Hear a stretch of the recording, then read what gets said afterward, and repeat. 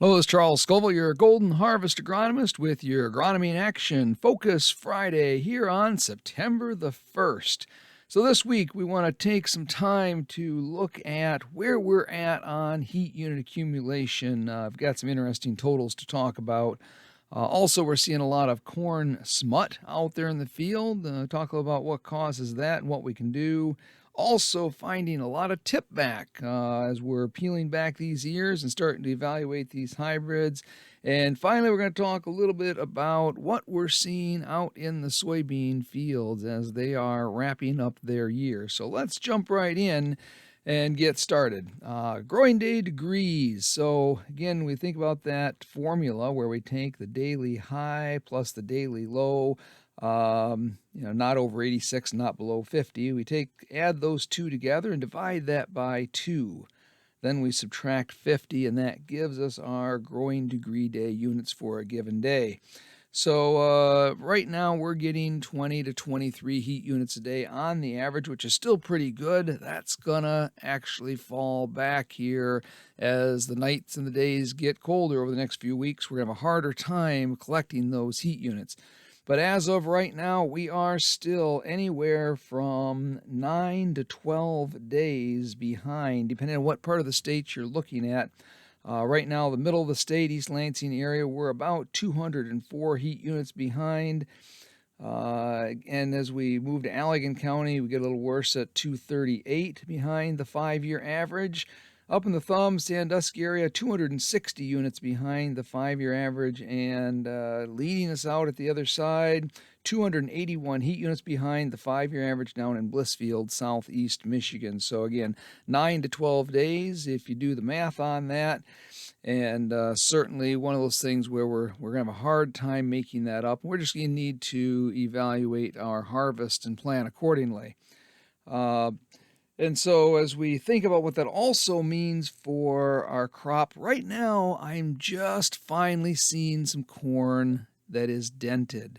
Now it's not fully dented, but it's getting starting to dent pretty well. Once we get it full dent, it's actually 11 days or 220 heat units until we hit half milk line, and a total of 420 heat units beyond dent, moving from our R5 to R6, R6 being black layer. And if we do the math on that, and if we keep getting some decent heat, we're at least 3 weeks away from black layer on that corn that is fully dented today. So probably another month in a lot of cases for this corn to hit black layer. And so we may be pushing up against that first frost. I'm sure that the Canadian smoke didn't help us any, and certainly not a real warm summer across the board.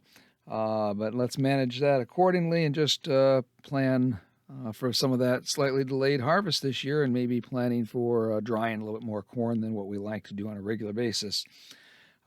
Switching gears to corn smut. Just as we're walking fields, finding a lot of that this year. That's that purplish to turning blackish molds that are oftentimes form either in the nodes where the leaves are at on the stems or even in the ears. And it is actually a fungal pathogen called, the fungus is Ustilago matus, and nobody really cares about that. What we do care is that we run the combine through that field, and it certainly can turn things black in a hurry. But let's think about where that comes from. 79 to 93 degrees Fahrenheit is what it likes with moderate rainfall. We've certainly had plenty of that.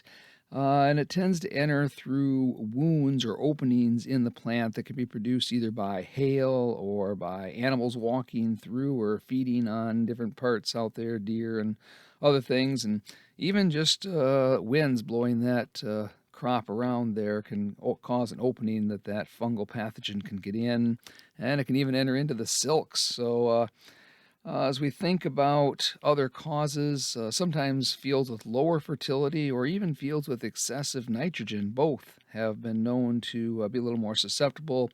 And some hybrids are more susceptible than others out there. So, unfortunately, it does overwinter in crop residue and it can remain viable for years to come. So, crop rotation can help some hybrid selection, certainly if you know of any really bad ones to avoid those. But unfortunately, seed companies really don't put out ratings for tolerance for smut out there. So, again, seeing a lot of it this year, certainly had the conditions that were perfect for it, and we'll want to manage accordingly.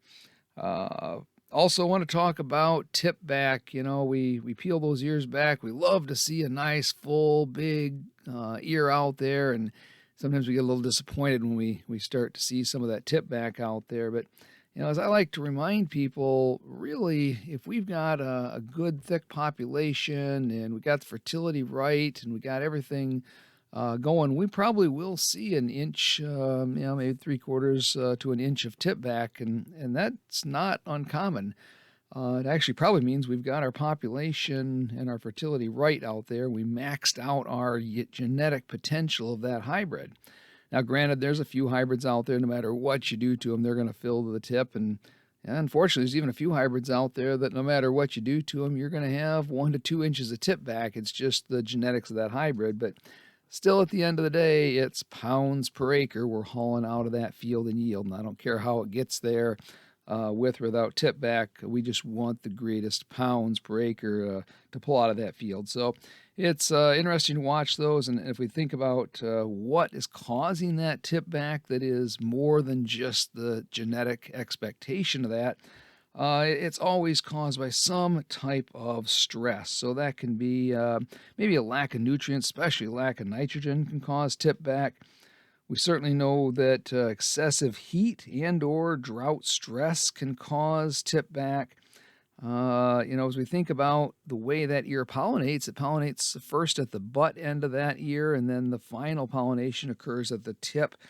And so if we run out of pollen, or, truly if we have a lot of insect feeding out there, whether that be Japanese beetles or corn rootworm beetles, that feeding to less than 1/4 of an inch from the end of that tip of that ear can cause the just pollination not to finish like we expect on there.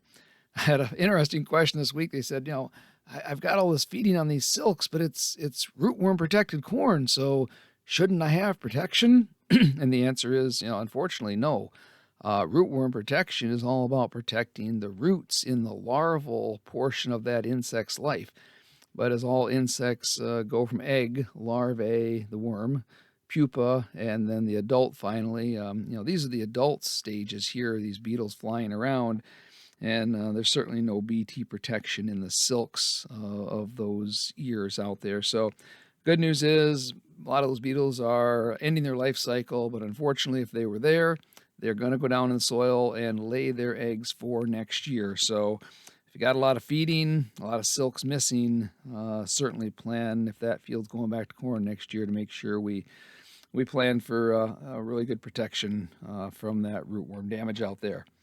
Finally, want to wrap up with soybean observations, and it doesn't take long to drive around and see some of, truly in the 25 years I've done agronomy, I think it's probably the worst year for white mold in the state of Michigan this year. You walk or drive across these fields, even at 55 miles per hour, driving down the road, and you see that dead cast all the way across these fields. And you get down in that canopy and you see that white mold in there, and we know that it's just going to be horribly detrimental to yield, and there is no rescue treatment. And so it's just a bad situation in those fields, and most of those fields were some of the most beautiful looking soybean fields we had throughout the season. But as we think about managing that white mold for future years, we know we've got now even more inoculum in the soil. We've got to get air in that canopy. We've got to plan for treatments to manage that white mold. And every once in a while we get a year like this, and those are the years where we think more about how we manage that truly devastating disease in our area.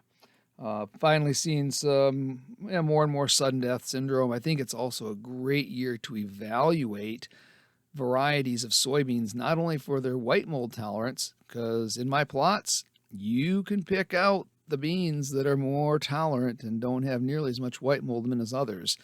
Um, and so absolutely evaluate your varieties for white mold tolerance, and obviously evaluate those genetics for sudden death syndrome if you're seeing sudden death out in those fields. And we can help you out with ratings on both those diseases to try to get us more success as we continue to learn more every year and get better every year. So it's been another busy week here. I hope everybody has a chance to get away a little bit and relax over Labor Day coming up here. And with that, I wish you a good week. This is Charles Scoville, your Golden Harvest agronomist, with your Agronomy in Action Focus Friday.